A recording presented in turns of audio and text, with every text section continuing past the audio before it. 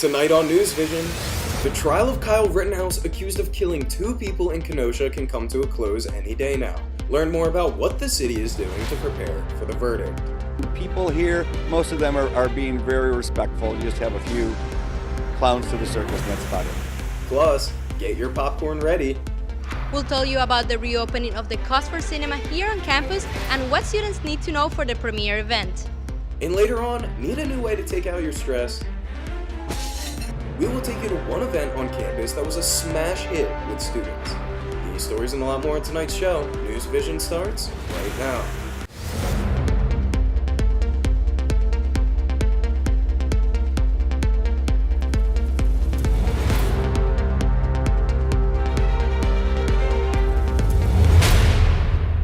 Hello and welcome to NewsVision. I'm Daryl Barnes. And I'm Stephanie Desrochas. Thank you for joining us. The jury is in. Kyle Rittenhouse trial has been deliberating for the 3rd day in a row. Jurors are discussing the 5 felony charges against the 18-year-old defendant. Rittenhouse is accused of shooting 3 people and killing 2 of them in August 2020 during Black Lives Matter protests in Kenosha, Wisconsin. On Wednesday, the jury watched drone video related to the shooting incident, but the defense claimed the video shown was poor quality and asked the judge to issue a mistrial because of this. Outside the courthouse, protests have continued. One of the protesters was seen carrying a large gun, but police allowed him to stay. The sheriff urged everyone to stay home. Don't come to Kenosha to be part of, we're calling it a circus. Don't be part of the circus. Don't add to the animals in the act. Just watch on TV, see what happens, and just like what we're trying to do. And the people here, most of them are being very respectful. You just have a few clowns to the circus, and that's about it. Expected to continue into at least a 4th day of deliberations tomorrow to determine whether Rittenhouse is guilty of any of the charges. If convicted, the teenager faces a maximum of 60 years. The long-debated infrastructure bill is now a law after President Joe Biden signed it at the White House on Monday. Democrats hope for $2.3 trillion to go into the bill, but disagreements from Republicans caught the cusp by more than half. 13 Senate Republicans were among the yes votes for the bill, including Majority Leader Mitch McConnell. The bill includes spending on internet access, utilities, environmental issues, and transportation. On Tuesday, Biden visited New Hampshire to tout the bill and point out the need for road and bridge repairs. No one earning in America less than $400,000 will pay a single solitary extra penny in federal taxes. I wouldn't even let the bipartisan commission include gas tax in this bill, because that would mean working folks would be paying more money. Biden accomplishes one of his main goals while campaigning for the presidency. And Thanksgiving break starts this weekend, and most of the students at UM will be traveling home to be with their families. And so are tens of millions of Americans. It's not the best time to travel, though, as gas, rental cars, and hotels are all more expensive right now. Here's a closer look at the higher costs and the best time to hit the road. This Thanksgiving, brace yourself for possible pre-pandemic holiday highway congestion. You're going to be sitting in that old-fashioned traffic again. With inflation, supply shortages, and massive demand as more families gather in person, experts warn traveling to your destination will cost you more patience and more money. So it's more, but as we've always discovered, no matter how much gasoline prices are, people are still going to take that trip. They'll just budget along the way. Maybe they won't be showing up at Thanksgiving dinner with a really big pie, might be a smaller pie. The national average of gas is $3.41 per gallon. According to AAA, that's more than $1 higher than last holiday season. And if you're renting a car, recent data from the Labor Department shows rental car prices increased 42% this calendar year. No relief if you fly to your destination either. From staffing shortages to possible flight cancellations, airlines are expecting challenges during the busiest travel season of the year. And so we're seeing a lot of scrambling by the airlines, and it's going to continue heading into the holiday season. Hotel rates are also up. According to AAA, mid-range hotels increased about 39%. And while you may not be able to avoid the higher prices on your road trip, experts say a bit of flexibility can help you save a lot of time. Leave early. If you can leave Wednesday before noon, that's great. Or one of the best travel days, if you're only going kind of a close-in trip, leave Thanksgiving morning.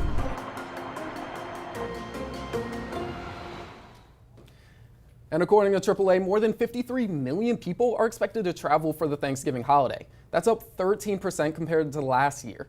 And Stephanie, about 90% of those people are expected to drive. And the weather could impact travel heading into Thanksgiving next week, with rain, snow, and cold expected for some. UMTV weathercaster Jared Maloney has an early look at the forecast. Jared, what's up? Well, if you're leaving from Miami the next couple of days, even though there'll be some rain, it won't be too bad. But as we head late into Sunday and into Monday, we see we're going to have some significant weather over the East Coast. And my remote's not working right now, but we'll live with that. We'll just know that from Washington, D.C. all the way up through Boston, there's going to be some significant weather happening on Monday, and that's going to be causing some airport delays and even some flight cancellations. So if you're traveling up during that day, be prepared to have to wait an extra day or two. As we head into Thanksgiving Day itself, unfortunately, oh, there we go. We got stuff working now. And as we head into Thanksgiving Day itself, across the country, it's going to be quite nice. We've got a high pressure dominating and a couple of areas of precipitation. Overall, it's looking like a nice turkey day. Thanks, Jared. Students at UM have the chance to share their talents with the campus through events like Lakeside Patio Jams. But, as our reporter Harvey Dublack explains, it's not every day that a professor has a chance to share their hidden skills. Thanks, guys. Professors are the foundation of college life, but it can be easy to forget that they're real people too. They have passions, skills, and talents. And I had the opportunity to meet one UM professor who has taken his talent to a world stage. It was Saturday, November 13th on what seems to be an average day here at the UM pool, but it couldn't be any different. Sure, there are students relaxing in the sun, but in the water, a computer science professor at the University of Miami, Nelson Dellis, was diving into a world record attempt. And this one, which is memorizing playing cards underwater in a single breath. To most, this might seem like an odd challenge, but Professor Nelson Dellis is a memory legend. He's an avid mountain climber, published author, and a public speaker, and he's also on Netflix. But none of these are what he's most famous for. I am a 5-time USA memory champion, Grandmaster memory record holder. He also holds records for memorizing the most digits in 5 minutes. It's 339, by the way. And the most names in 15 minutes, which is 235. And for most of us, these records and competitions are something we would never even think of. But Professor Nelson Dellis had the perfect reason to train his brain. I did a lot of research. My grandmother had Alzheimer's disease, so I was interested what I should be doing for my own memory so that I didn't end up like her. That's when I discovered there was a championship devoted to this stuff. Today, he must go into the water and in one breath memorize one deck of cards. And then he's going to be coming up from the water and seeing how long it will take to recreate that deck of cards with a new one. The first record he was trying to break had been held by Sanjit Sharma, who took 3 minutes and 42 seconds to recreate the deck after he memorized it.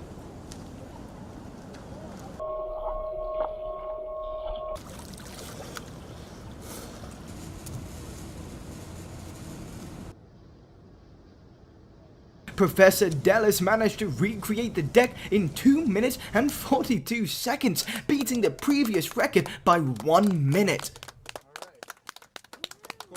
He also unsuccessfully attempted a second record, but says he is looking forward to trying it again in the future.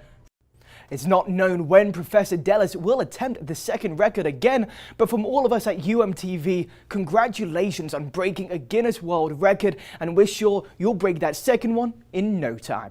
Reporting for UMTV, I'm Harvey Dublack. Thank you, Harvey. And with the holiday season just around the corner, watching movies sounds like a good plan. And now University of Miami students will be able to do that again here on campus. UMTV reporter Maciel Leyva joins us live from outside Cosford Cinema. Maciel, what can you tell us? Daryl, after almost 2 years facing the effects of the coronavirus pandemic, things are finally going back to normal. And here at the University of Miami, the Bill Cosford Cinema will be reopening its doors on Friday, December 3rd. Founded in the 1950s, the Cosford Cinema has been a staple of UM and a popular destination for students to watch their favorite movies on campus. But when the COVID-19 pandemic hit, the cinema has to stop its operations to avoid the spread. Like everybody else in town, we were affected majorly. We couldn't hold the kinds of screenings, the traditional theatrical screenings that we had in the past, so we had to take a momentary break. During this break, the Department of Cinematic Arts continued working to improve the cinema experience on campus, and in early November, they welcomed the award-winning film critic René Rodriguez as the new manager of the COSFOR. The primary mission is to serve the school and to serve the students, and making use of a facility that you guys haven't had access to for a year and a half. And I just want to make sure that it's that students can really enjoy it, because it's an amazing theater. Rodriguez has been working with the Cinematic Arts Commission, a student organization in charge of choosing the titles that will be screening next semester. We actually just did our voting meeting, so we don't announce the movies yet until later in spring, but we have selected them, and we're currently getting the rights to the movies to show them all semester long, and we're working with René Rodriguez to have those screenings at the COSFOR. But as far as the new COVID-19 guidelines when attending the COSFOR next semester, the cinematic department is still waiting for instructions from the school. We're hoping they relax them and give us at least 75% capacity, because it's a 240-seat theater. And it's just more fun to watch movies, in the company of others. The COSFOR Cinema will be screening the Italian movie The Hand of God on Friday, December 3rd at 6 p.m. and the university will host a reception event where they're going to be giving away free food. All you have to do is go to eventbrite.com and sign up to get your free ticket. Reporting live for UMTV, I am Maciel Leiva. Back to you guys in the studio. Thank you, Maciel. And all I want to know is who's going to be there for the first time I go to the COSFOR Cinema. I want people from UMTV to join me. Stephanie, you want to come? Oh, I definitely will be there. Free food, free ticket. Hello. And coming up next on NewsVision, saving our planet one fish at a time. We'll tell you about one group helping keep our oceans clean with plastic. You don't want to miss this. Stay with us. Observe a domesticated human family in their natural habitat, known to their species as the backyard. Hey, you think I should light it now? I think it's good. Yeah? Oh dear, someone is about to burn a pile of debris that's too tall, which can start a wildfire. Wait, could it be? Blimey, it is. It's Smokey. It's Smokey Bear. What a legend. Hey, it's Smokey. Sorry, it was too high. Right. Watch as he astutely ensures that there's no wind, and how he removes some of the debris to create a smaller, safer burning pile. No, you said make it bigger, baby. The bigger the better. Take note of our fearless furry friend here, humans. I appreciate it. Fist bump. Watching you. Smokey's done it again. Bye, Smokey. Only you can prevent wildfires.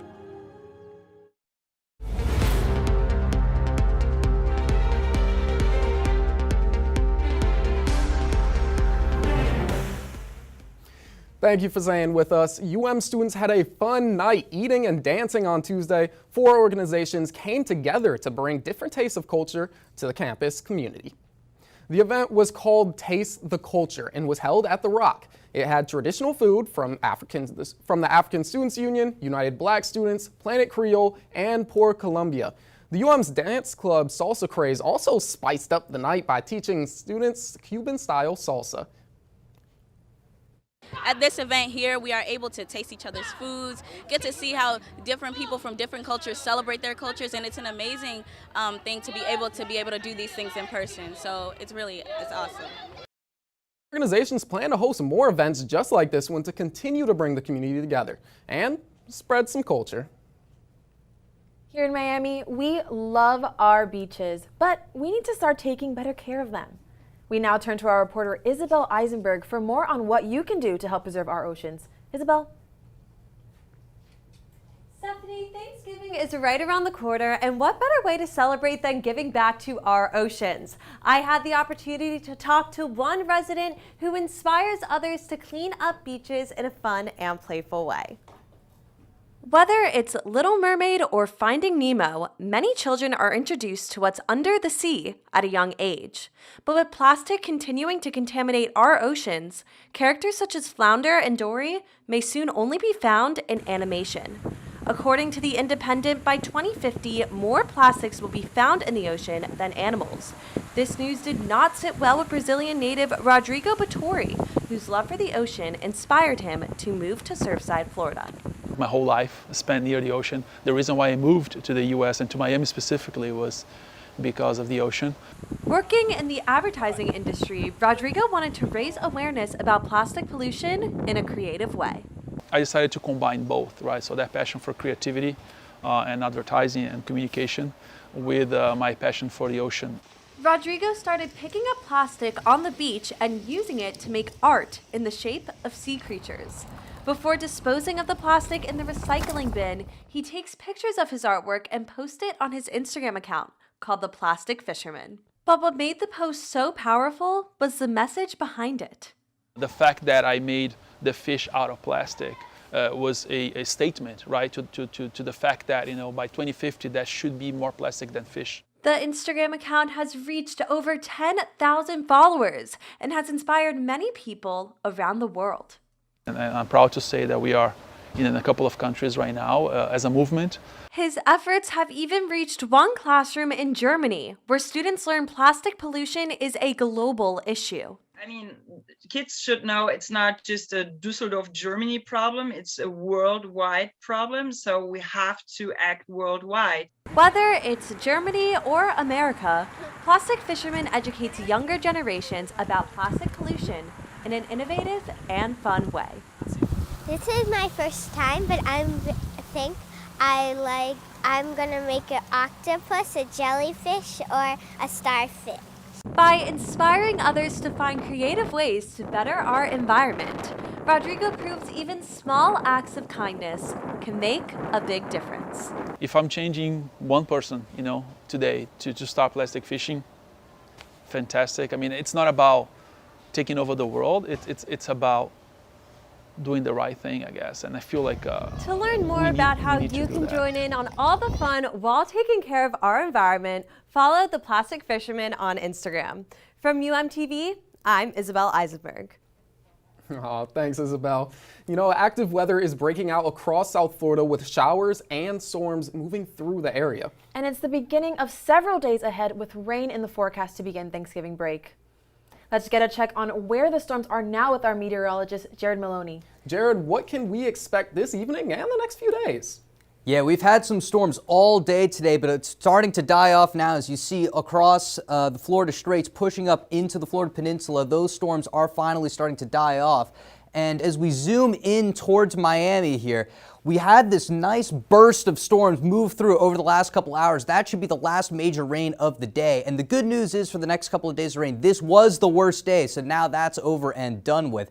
Right now, our temperatures are in the low 70s, and the rain is finally cleared out. It's officially partly cloudy now, and it should be that for the rest of the night. But look what it's done to the temperatures. It's 72 in Miami. It's 78 in West Palm Beach. The rain knocked us down by about 6 degrees there, and it's going to be a low night. It's going to be really good to wake up in the morning. But we are going to have some showers passing through the next couple of days. We see some disturbed weather down here.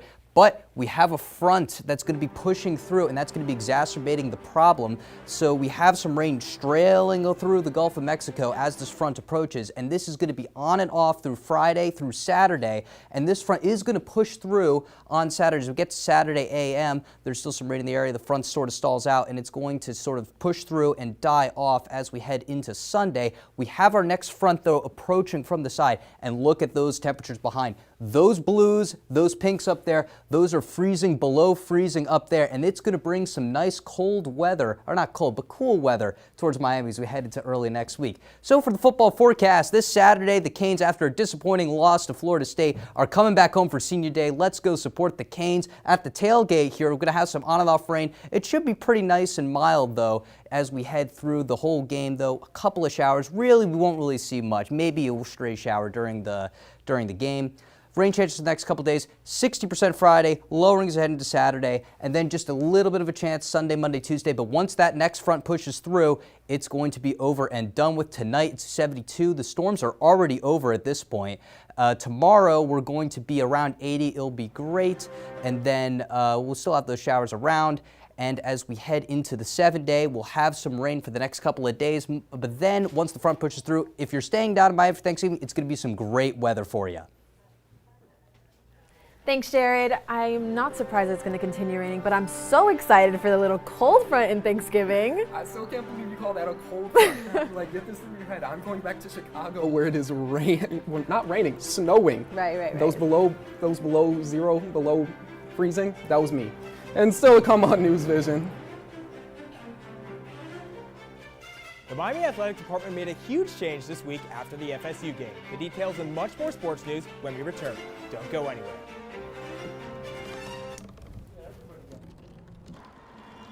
Everybody has a dream.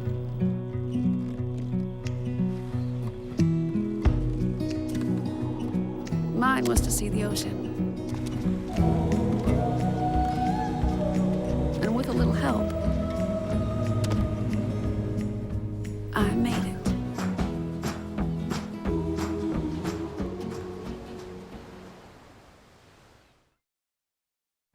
Okay, Simon, what do people wear? Clothes. That's right, so it's important to learn how to dress yourself. Here's how it's done. Shirt, underwear, pants, socks, shoes. Underwear, always first, name tag on the back. Then pants and shirt. Go ahead and put this on. Now with the shirt, you want to make sure the first button's right or you have to start all over again, okay? Socks left on left, right on right. Tying the shoes, we're gonna take the laces, we're gonna cross them over, we're gonna turn around where the bunny goes down in the hole, pull it tight, and bunny ears. Got it? Most parenting is hard to do in just 2 minutes.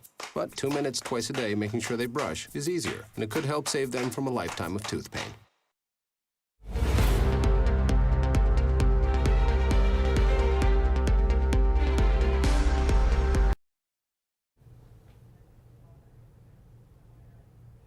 Welcome to sports. I'm Edward Giles. Canes football traveled up to Tallahassee last weekend to take on the rival Seminoles.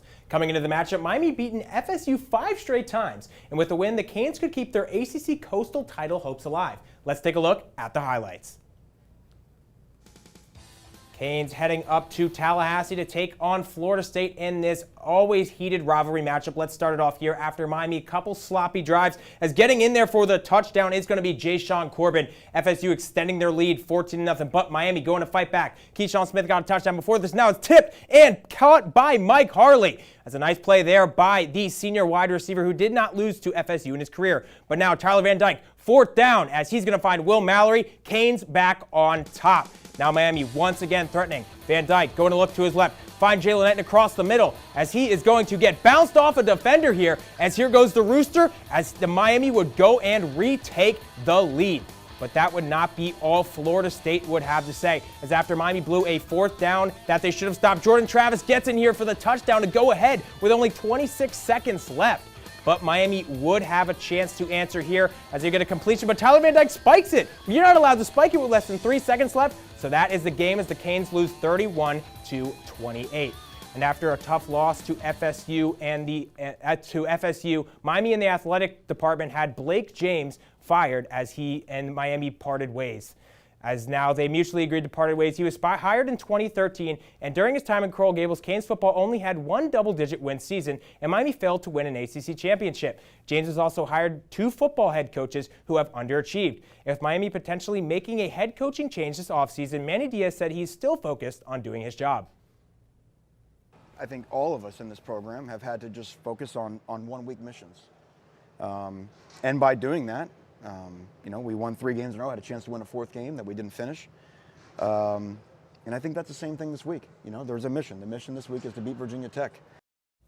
According to The Athletic, Diaz is expected to finish the season, but Miami is looking to hire a new athletic director in the coming weeks. But today, rumors have been circulating that Ole Miss head coach Lane Kiffin may be leaving Oxford for Coral Gables.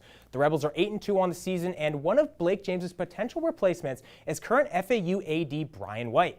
And speaking of FAU, UM women's basketball is in action tonight against the Owls. UMTV reporters Blake Atwell and Erica Jones are live outside with a game update. Guys, how are the Canes playing? Hey, Ambrick. So the Canes are up 45-29 at the end of the 3rd quarter. So they're off to a good start tonight against FAU. And oh boy, Erica, they are off to a great start this season, aren't they? They sure are, Blake. Our Lady Canes are 3-0 to start the season, and they're already making national headlines. That's because head coach Katie Meyer last week after the season opener became the winningest coach in all of Miami basketball history. And tonight's a pretty special night here too. Yeah, it is Teal Night. Now, teal is the official color for cervical cancer awareness, and what the basketball program is doing here tonight, they're honoring that cause. They passed out 1,000 teal towels to any fan that entered the Watsco Center here behind me for that 6 p.m. tip-off. So a very special night here at Watsco tonight, Erica. It really is a special night, but that's all we got for you guys. For UMTV, I'm Erica Jones. I'm Blake Atwell, sending it back to the studio. Erica, Blake, thank you guys. And coming up after the break, are you ready to get intimate? Well, stick around to hear about one event on campus that taught students how to spice things up in the bedroom. NewsVision will be right back. Here are AARP top tips on caregiver preparedness during coronavirus. Form a team that can help with caregiving tasks. Take an inventory of essential supplies in your loved one's home. Make a list of the care recipient's medications. Schedule regular calls to fight isolation. Finally, take care of yourself too. Follow the Centers for Disease Control's guidelines for coronavirus safety. For more caregiving tips, go to aarp.org/caregiving. Celebrities Camila Cabello and Shawn Mendes have called it quits. The popular music artists who live in Miami have broken up after a relationship that lasted more than 2 years. The couple got together in 2019 after their hit song called Señorita came out. They announced their breakup on Instagram. And have you ever imagined talking about sex with your professor? Well, last night a bunch of students did. University of Miami's Project Public Health hosted Sex Night, where students got to answer the answers to all their burning sexual questions. Sex experts took the stage and answered questions we didn't get to ask in sex ed, such as, is it okay to keep nude photos of my ex? Students submitted questions for the online panel before the event started and also asked questions on the spot. Some students also went home with sex party favors after winning some fun sex-related games, such as guessing the number of condoms in a jar. The winners went home with glow-in-the-dark condoms, vibrators, and, listen to this one, Stephanie, penis measuring kits. And speaking of smashing, the end of the semester is right around the corner, and many students are trying to get their last-minute projects and work done. Because of this, students are facing a lot of stress. I went to one de-stressing event on campus where students were able to take out their stress while hanging out with friends. Students are lining up for the monthly late night event that goes on the University of Miami campus. But this event was a little different. It focused on de-stressing and bringing students together for a relaxing or raging night. Hurricane Productions Subcommittee Canes Night Live hosted their event Sit, Paint, Smash on Friday, November 12th. Students could paint canvases and pot terrariums while listening to relaxing music. Or smash plates in a rage room to de-stress as the semester comes to a close. So this was a great idea for people who didn't really want to go out and party. They didn't feel safe going out in Miami. So you're able to stay safe on campus and you're able to have fun with your friends while, breaking plates. It's a lot of fun. I think it's good to take a break and try other activities beyond studying 24/7. And it's just good to have a balance overall in life. One student that attended the event says as finals approach and burnout increases, it's important to be proactive about mental health. I think it's really important because we need to, be conscious about how important mental health is. And I feel that's a good opportunity to get more conscious about that and actually also get rid of the stress that we can experience during our college years, basically. And to end it with a bang, students took it out on some china. Here at Lakeside Patio, students can write whatever's stressing them out on a plate and release that stress with a smash. We're about to start Thanksgiving break. We know people really need a break, and sometimes you just want to break something.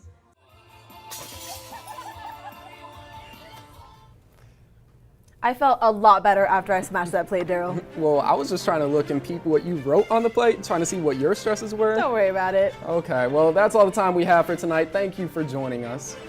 We will be off next week for Thanksgiving, but we will be back in 2 weeks for a special hour-long edition of NewsVision. Twice the length, twice the stories, twice the fun. Until then, do unto others as you would have them do unto you. Have a great night and a happy Thanksgiving. Yes. Amazing. Fist bump.